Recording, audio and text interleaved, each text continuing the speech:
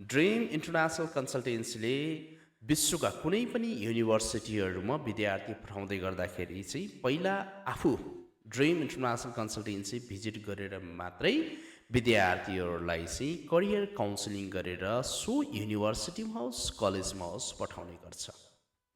चाहे त्यो युकेको केसमा होस्, चाहे त्यो साउथ कोरियाको, चाहे अस्ट्रेलियाको, चाहे एबिसी अरू कुनै कन्ट्रीको केसमा होस्, ड्रिम इन्टरनेसनल कन्सल्टेन्सीले कुनै पनि विद्यार्थीलाई चाहिँ युनिभर्सिटी र विद्यार्थीको कनेक्सन बनाउनुभन्दा पहिला कस्तो युनिभर्सिटी छ, युनिभर्सिटी कुन लोकेसनमा छ, युनिभर्सिटीको इन्भाइरोमेन्ट कस्तो छ, त्योभन्दा पहिलाको केसमा इन्टरनेसनल स्टुडेन्टहरू कति गएका छन् र त्यहाँ विद्यार्थीले कुन कोर्स पढ्छ।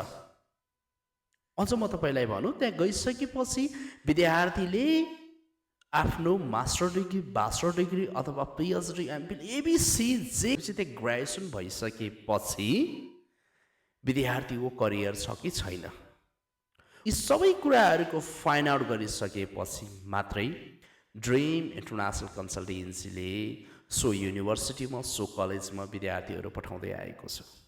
त्यस कारणले गर्दाखेरि तपाईँहरूले देख्नुहुन्छ बेला बेलामा म आफ्नै भिडियो पनि विभिन्न कन्ट्रीहरू, विभिन्न युनिभर्सिटीहरूसँग चाहिँ भिजिट गरेको, विभिन्न युनिभर्सिटीको प्राङ्गणमा गएर भिडियो बनाइरहेको।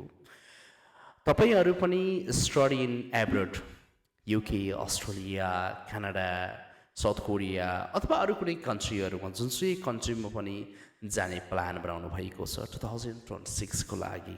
तर विश्वासिलो भरपर्दो कन्सल्टेन्सी खोजिराख्नु भएको छ नेपालमा पनि, ड्रिम इन्टरनेसनल कन्सल्टेन्सीलाई एकचोटि सम्झिनु होला।